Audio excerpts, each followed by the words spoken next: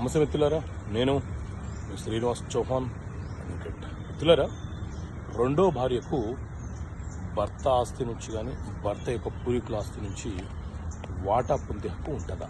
చట్టం ఏం చెప్తుంది? సో మిత్రులారా, మన దేశంలో హిందూ మ్యారేజ్ యాక్ట్ అనే చట్టం అమల్లో ఉన్నది. హిందూ మ్యారేజ్ యాక్ట్ ప్రకారంగా ఒక వ్యక్తి ఒక వివాహం మాత్రమే చేసుకోవాలి.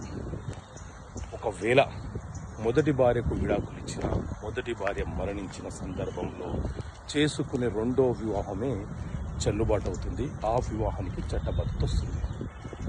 అలా కాకుండా మొదటి భార్య బ్రతికి ఉన్నప్పుడే రెండో వివాహము చేసుకుంటే రెండో భార్యకు భర్త యొక్క సొంత ఆస్తిలో కానీ భర్త యొక్క పూర్వీకుల ఆస్తిలో కానీ వాటా కోరే హక్కు ఉండదు.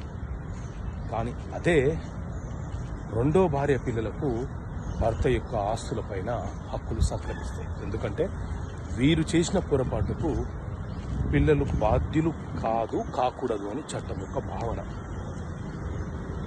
అదే మరి రెండో భార్యకు భరణం కోరే అవకాశం ఉంటుందా అని అంటే, వాస్తవంగా చట్ట ప్రకారంగా రెండో భార్య చట్టబద్ధమైనటువంటి భార్య కాదు, ఆ వివాహం చెల్లుబాటు కాదు, అది వాయిడ్ మ్యారేజ్.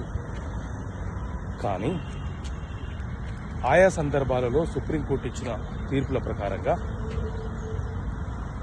మొదటి వివాహంకి సంబంధించిన అంశాన్ని దాచి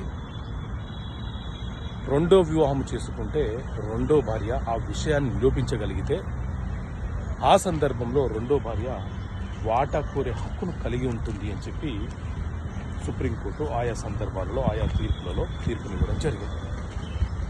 సో ఇలాంటి చట్టపరమైన అంశాలు మీకు తెలియపరచడం కోసం చట్టపరమైన సమస్యలకు పరిష్కారాలు అనే పుస్తకాన్ని మీ ముందు తీసుకొచ్చాను.